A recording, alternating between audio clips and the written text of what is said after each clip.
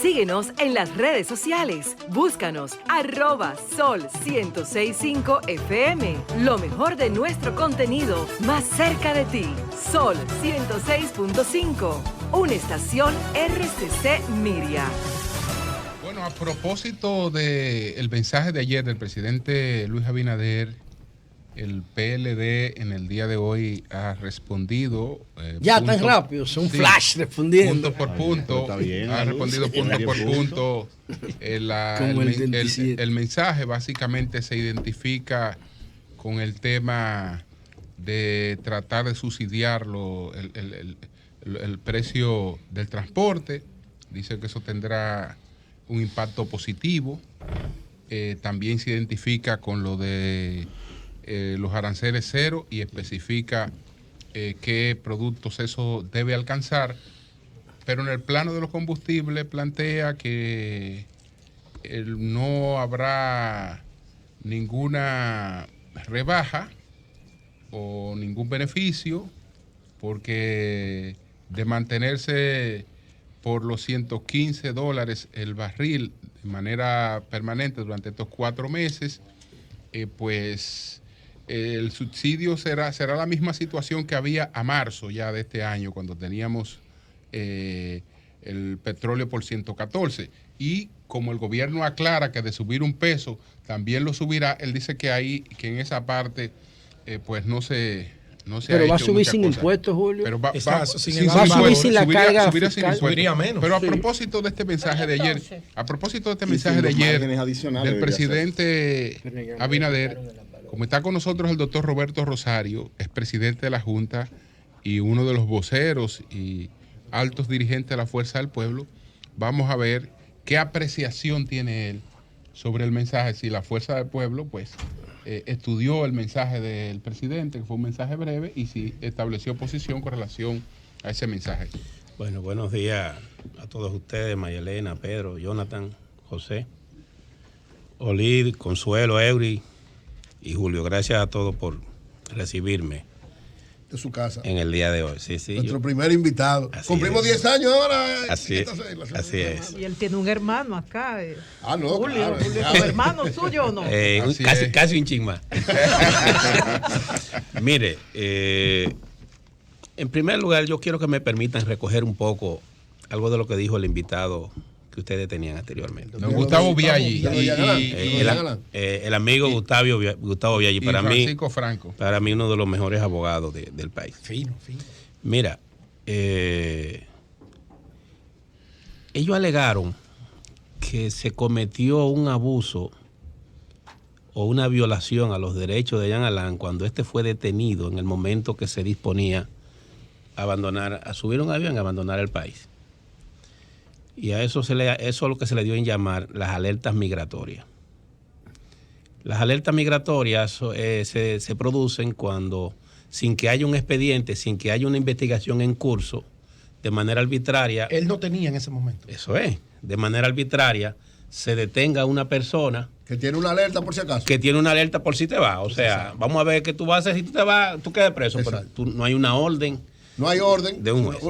En Estados Unidos a eso le llaman, a ese tipo de prisión, eso termina llamándose el fruto del árbol envenenado. Es decir, que como la prisión fue ilegal, todo el procedimiento se hace ilegal. Termina siendo ilegal. Pero ¿por qué yo hago el comentario? ¿Por qué? Porque precisamente en mi oficina hay un expediente del periodo de Jean Alain, de una persona que fue detenida en un aeropuerto cuando se disponía a salir con una alerta migratoria. Y el Tribunal Constitucional en este momento está aporado de un expediente donde nosotros como oficina estamos alegando que todo el proceso instrumentado contra ese ciudadano no es válido ya. No es válido porque su detención se produjo antes de que existiera una orden de forma ilegal de una autoridad legalmente instituida. Para que tú veas cómo son las cosas de la vida. Así es. Bueno. Pero ahora él está alegando, ¿verdad? No, pero si te dan ganancia de causa a ti, entonces si él podría beneficiar a él. Y el tribunal son las cosas. No sé, si mal no recuerdo, el ex procurador en ese momento fue impedido de viajar, no fue detenido. la detención fue posterior. Él se entregó. No, pero él se entera de la situación Yo cuando conté cómo ocurrió claro, todo. la objeción a salir sin No fue después, no fue- un no, claro, eso fue de la manera más es lo que irregular. te- Se le violó el derecho a la Continuamos con el doctor. Bueno, pero es, Buena apreciación. es interesante porque el constitucional está apoderado y se supone que debe fallar sobre esos temas, porque ya tiene tiempo suficiente. Usted lo que puso otro Pero- ejemplo de todas las violaciones que se dieron. Pero bien, durante ese- mira, el presidente Abinader hizo un discurso ayer. Anoche hubo una reunión de la dirección de la Fuerza del Pueblo, de la dirección política, y yo no pude estar para evaluar el discurso del presidente. Y esta tarde, en horas de la tarde, creo que a las 4 de la tarde, los técnicos de la Fuerza del Pueblo van a hacer una exposición de lo que es la posición del partido respecto de ese tema. Por lo que las opiniones que yo voy a dar al no estar en la reunión Son personales. son personales. Mira, en mi caso particular yo creo que el presidente terminó aceptando lo que debió aceptar el 27 de febrero. La situación política que tenemos en el día de hoy y la situación internacional no es tan diferente de la que teníamos en el 27 de febrero. El 27 de febrero ya teníamos la guerra entre Ucrania y Rusia. Todos sabíamos que se iba a agravar y todos sabíamos que eso iba a impactar en el precio de los derivados del petróleo. Eso lo sabíamos todo. Por tanto, quizás entendíamos que todavía en ese momento, si tú ves el discurso del presidente, es un discurso de una persona que entiende que no está pasando nada, que todo está bien, que todo va viento en popa, y por tanto vivimos lo que Leonel se dio en llamar una burbuja en un aire todo puro de que nada estaba ocurriendo. Este discurso del presidente parece que ya él se dio cuenta que el tema va a ser más profundo de lo que esperaba. Sin embargo, en el discurso yo noto que el gobierno le está pidiendo a la población y a los sectores productivos sacrificios, pero el gobierno no se sacrifica. En el plan que expone el gobierno está dirigido básicamente a resolver problemas de importación, es muy favorable al sector importador, para exonerarle de una serie de aranceles, impuestos y otro tipo de facilidades a fin de afrontar y evitar que haya una escasez de productos. Pero ¿y qué va a pasar con los productores nacionales? O sea, con la industria nacional. ¿Qué impacto va a tener eso en los productores de pollo, en los productores de cerdo, en los productores de ganado, en los productores de arroz y de otros productos que al final de cuentas no van a sentir los efectos ahora, lo van a sentir dentro de 5 o 6 meses, porque al final el país se va a inundar de un conjunto de productos que van a ser importados en condiciones ventajosas.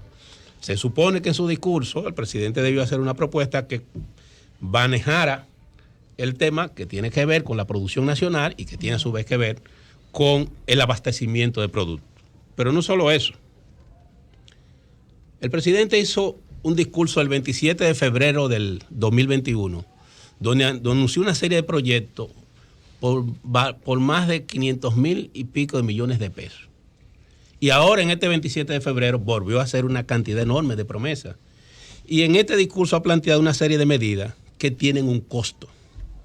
Sin embargo, no se ha explicado todavía de dónde van a salir los recursos para soportar las promesas anteriores y para soportar esta.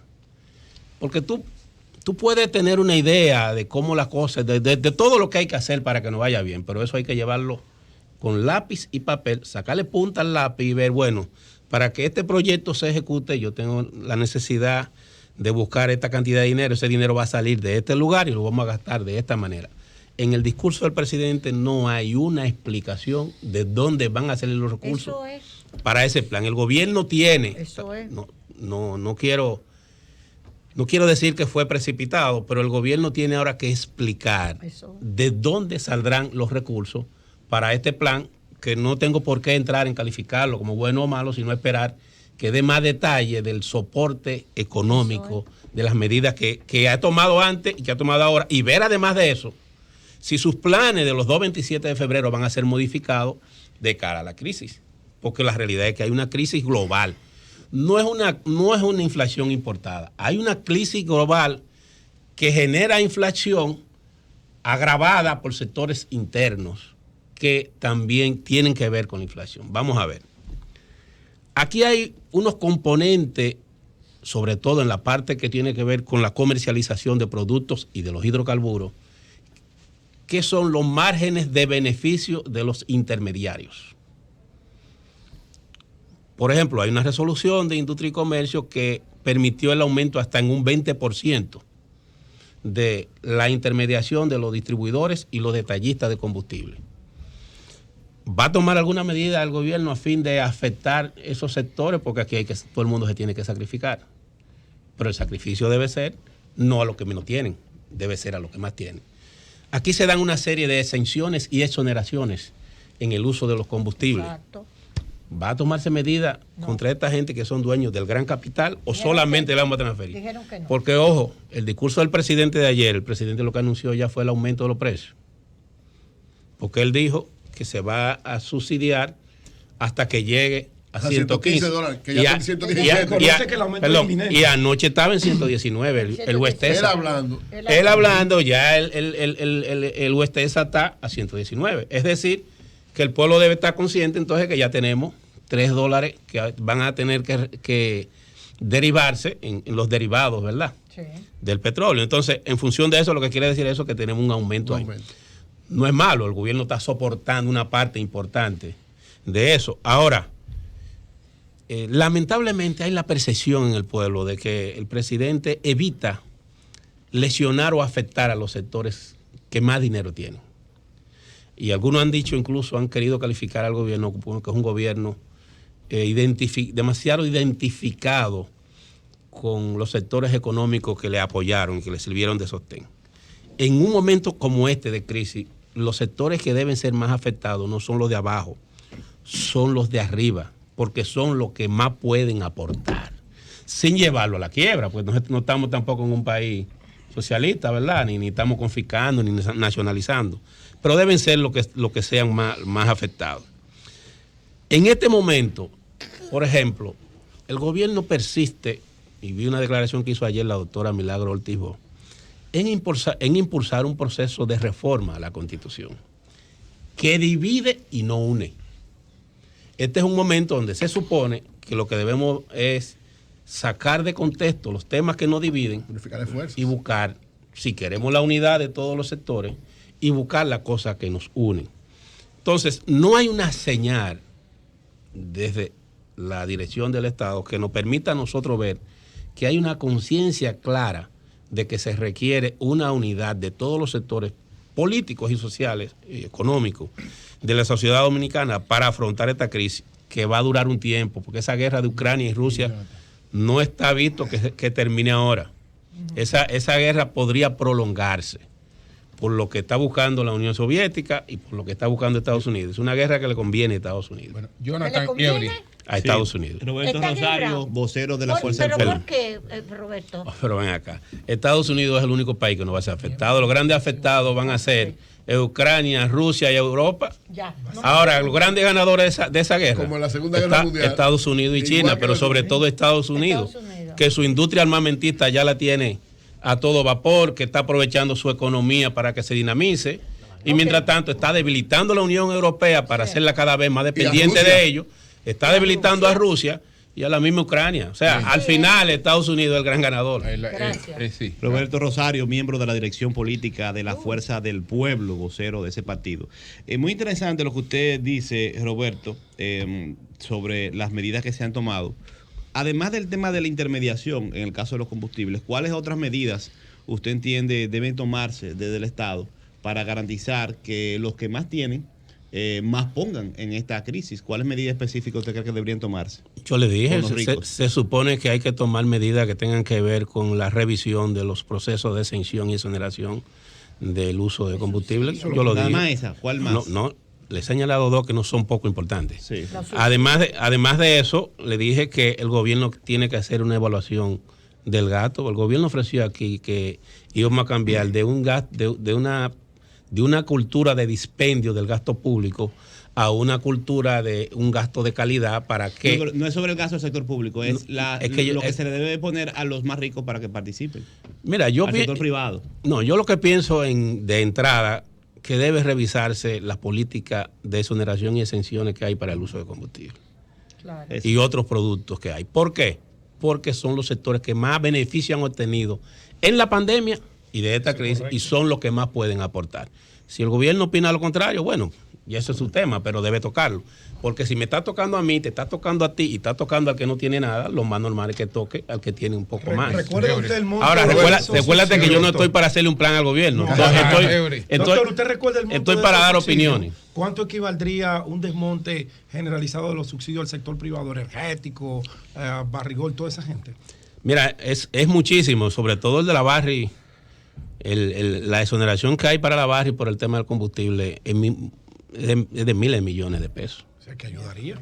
Solo a la Barri, para ponerte un ejemplo. Bueno, entonces, lo que tienen es que sentarse y ver en qué medida, por lo menos por este periodo especial, el gobierno avanza y el gobierno busca la forma de que la gente que menos tienen sean los que menos sufran el peso de la crisis. Roberto, a propósito de la reforma constitucional, que tú decías, ¿verdad?, que hay que tratar de ver que sea lo que una y no lo que divida, lo que el gobierno vaya. Del lado de los abogados del PLD, hay una posición que dice que en el fondo el planteamiento de que supuestamente esta reforma constitucional podría consolidar un Ministerio Público Independiente, lo que hace es hacer más disponible para el actual presidente, porque se quedaría un Ministerio Público por 6 años inamovible y que eso beneficia al actual presidente. Que en el fondo no es un planteamiento de parte del gobierno de crear un Ministerio Público Independiente, sino de ponerlo parcial a ello. ¿Qué piensas tú sobre eso? Mira, la posición del presidente Fernández, que la ha expuesto públicamente, y de nosotros como dirección política, es que la idea de que esta reforma constitucional es para quitarle poder al presidente es un mito. No es cierta. Es totalmente inverso. Y vamos a poner 2 ejemplos. Ellos están planteando. Pues están pensando igual. Igual, no, te lo digo, están pensando igual ahí. Sí, vamos a ver. Mira. No, porque Eury dice que esa es la óptica. Esa es la óptica. Sí, mira. Estoy viendo que usted va por la misma. Coincide. Quiero recordar que quienes primero se opusieron Eso es verdad. A la reforma. No, el presidente Fernández desde el principio. Fuimos nosotros. Es bueno, verdad. pero no es malo que la oposición coincida. Eso también. El PLD puede coincidir, pero no puede hacer el planteamiento directo porque eso fue uno de los problemas que lo sacó. Bueno, mire, el PLD lo ha reconocido eso. Mire lo que pasa, mire. No, ahora sí. Vamos a ver. El PLD lo ha reconocido. Vamos a ver dos aspectos. Aumenta el poder del presidente. Vamos a ver en qué aumenta el poder del presidente. Para poner un ejemplo. Mire. El presidente está planteando en su propuesta de reforma a la Constitución excluir, por ejemplo, del Consejo de la Magistratura al Procurador General, porque entiende que eso disminuye el poder del presidente. Perfecto. Sin embargo, está planteando que la estructura de funcionamiento del Tribunal Constitucional varíe y que la presidencia del Tribunal Constitucional sea rotativa y que sea el Consejo Nacional de la Magistratura que cada 3 años elija el presidente del Tribunal Nacional de la Magistratura. Entonces, el presidente del Consejo Nacional de la Magistratura es el presidente. Entonces, está poniendo al presidente a inmiscuirse en un poder que no es el poder ejecutivo, en la decisión de quién va a ser el presidente cada 3 años por ejemplo, el Tribunal Constitucional. Pero de igual manera plantea otras medidas similares en las altas cortes. Es decir, está yendo más allá en un Estado de Derecho donde hay una separación de los 3 poderes clásicos, está yendo más allá del poder que le corresponde. Primer elemento.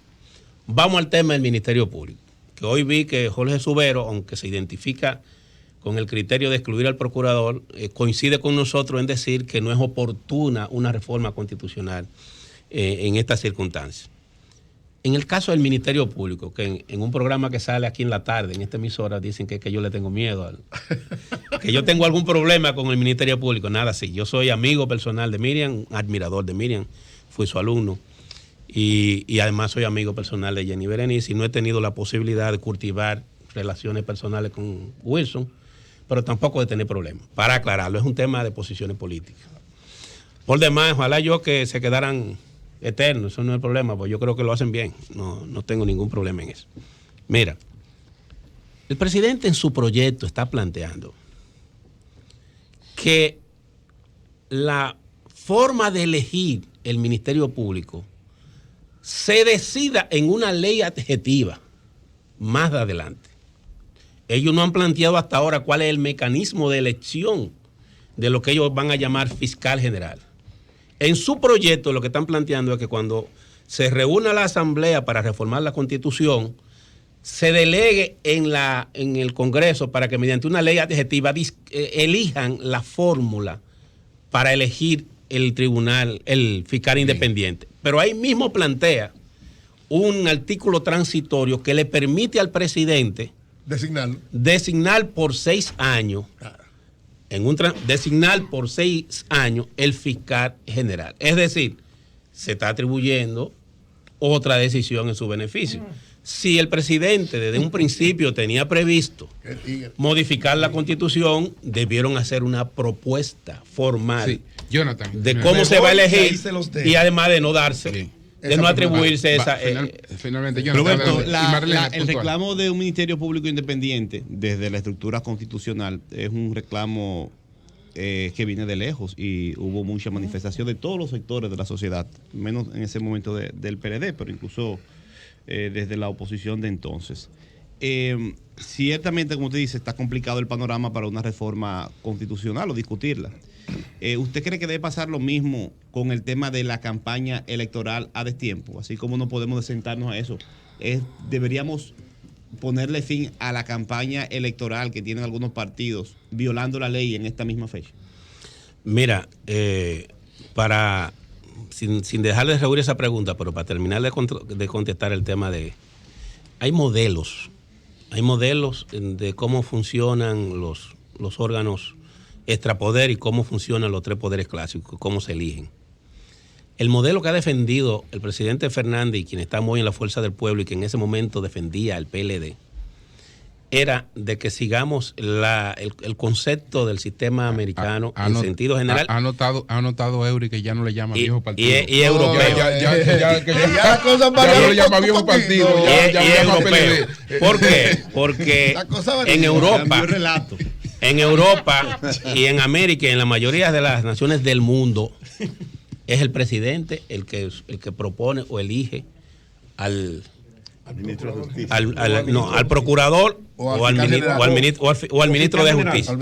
En algunos países incluso, como Estados Unidos o como Panamá, los miembros de la Suprema Corte lo propone el presidente, aunque lo ratifique el Congreso. Sí. En la reforma constitucional de 2010 se estableció un sistema que garantiza la independencia del Ministerio Público.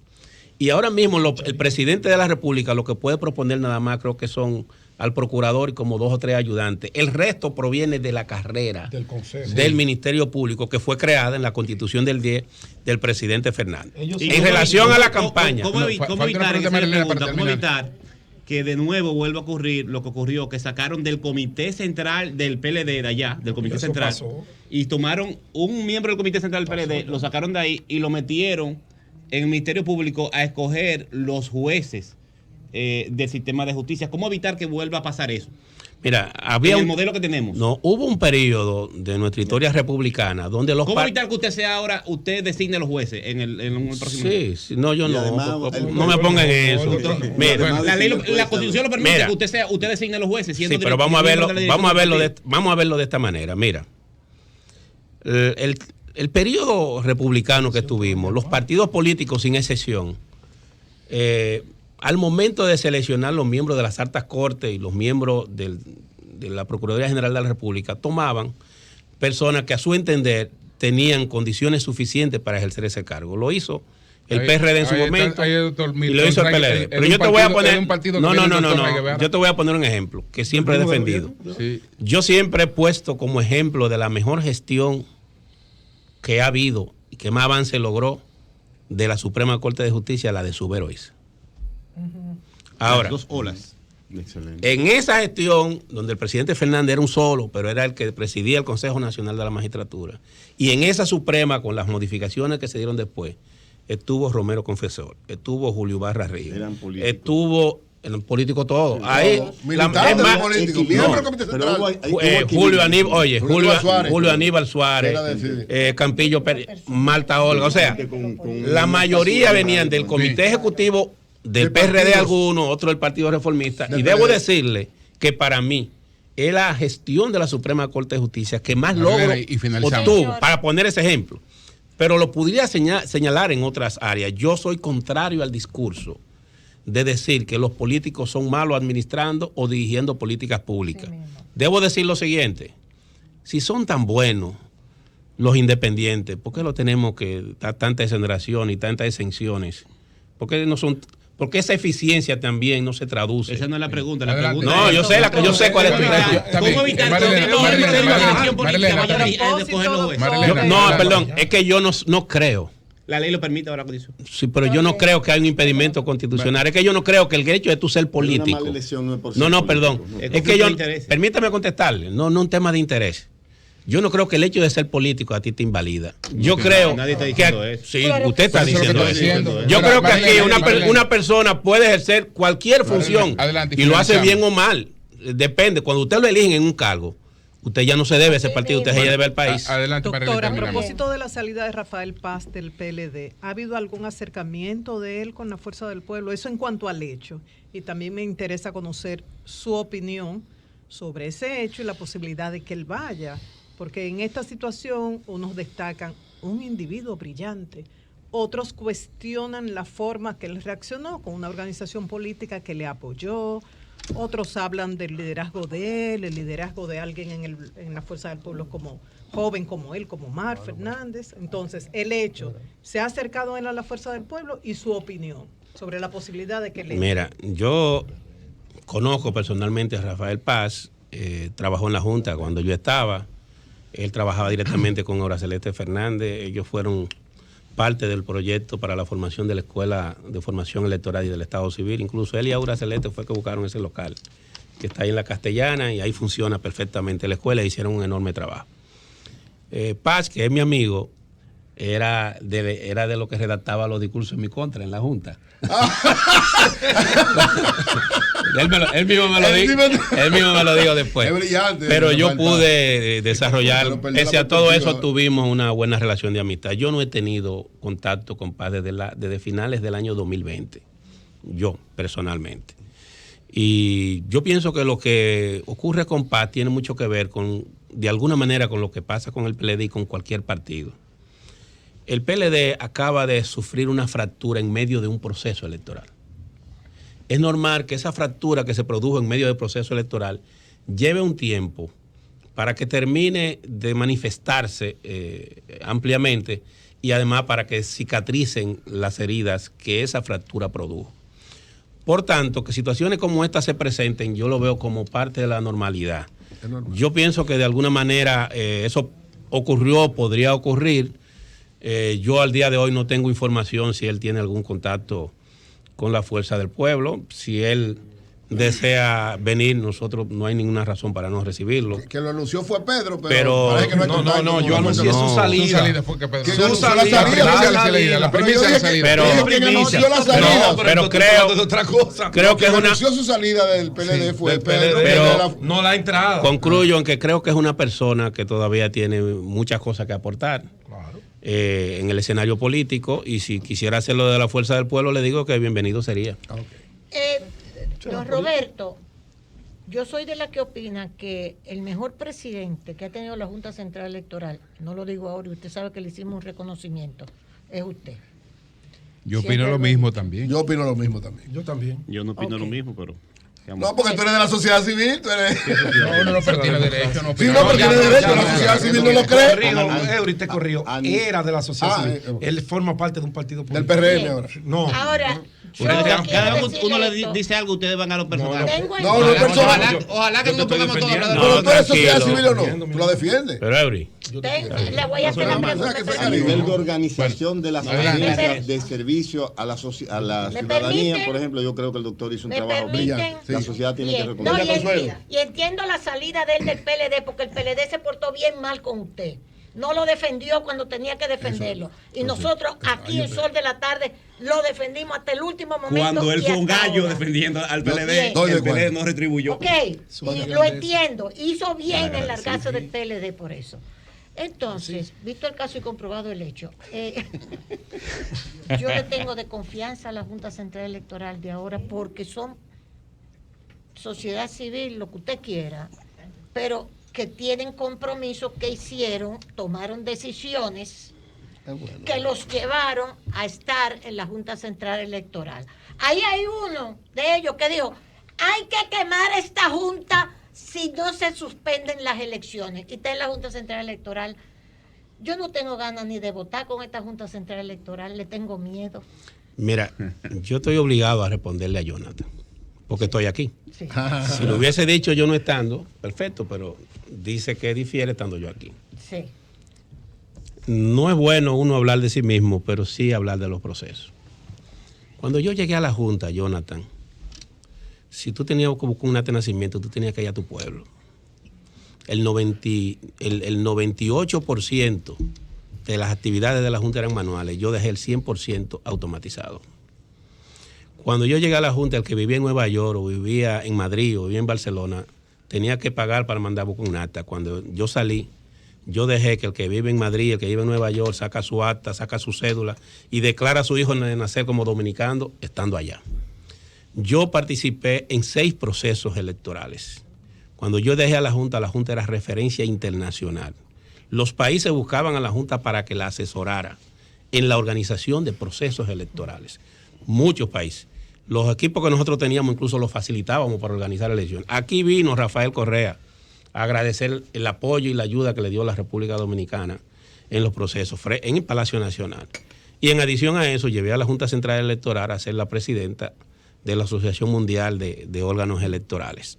Como es normal, en el año 2016, que quizás el único momento en que se produjo una crítica al proceso por unas inconsistencias que se produjeron en parte del proceso, fruto de un resultado electoral que se conocía, se sabía cómo iba a terminar, se optó por descalificar el proceso. Pero si tú ves y tú revisas, nosotros tuvimos que ver con las elecciones del 6, del 8, del 10, del 12 y del 16. Y en todo ese periodo se consolidó la Junta.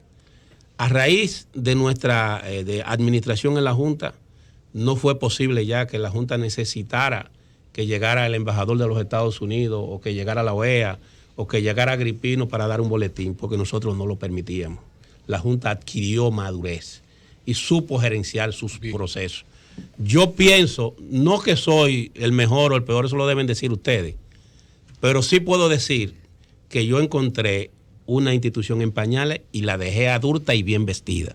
Y por esa razón creo que esa gestión, no la de Roberto, sino toda esa gestión, debe ser reconocida así. Perdón, me tocó en los peores momentos hacer una cédula nueva, auditar el registro civil, dejar eso totalmente saneado, entre otras cosas. No soy perfecto, como es normal, pueden haber y posiblemente hubieran errores, pero las luces pienso que, como diría Luperón, ¿verdad? Son mayores. Son mayores. Y sobre la inquietud de Consuelo de que... Breve, por favor. Yo creo que, mira, esta Junta Central Electoral es todavía muy prematuro para evaluarla. Yo diría que yo pienso que en materia electoral ellos están obligados, están llamados a dar un salto que permita superar el trauma y las frustraciones del periodo anterior. Ellos, en materia de registro, yo les llamaría que le presten más atención al registro civil. Pienso, con dolor debo decir, que siento que muchas de las obras físicas que se hicieron están siendo descuidadas, debieran prestársele más atención. Pienso que los procesos han involucionado. Cuando yo fui, la gente en 5 minutos tenía un acta. Aquí a veces he recibido denuncias de gente que duran 2 y 3 días para recibir un documento. Ellos deben prestarle atención a ese tema, pero todavía no hay indicios para decir que ellos vayan a cometer un error o que se vayan a desviar en la agenda electoral. Y de mí lo más que pueden recibir es la posibilidad de apoyarlo en todo lo que pudiera ser útil. Doctor Roberto Rosario Márquez, muchas gracias. Cambio y fuera. Síguenos en las redes sociales. Búscanos @Sol1065 FM. Lo mejor de nuestro contenido más cerca de ti. Sol 106.5. Una estación RCC Miria.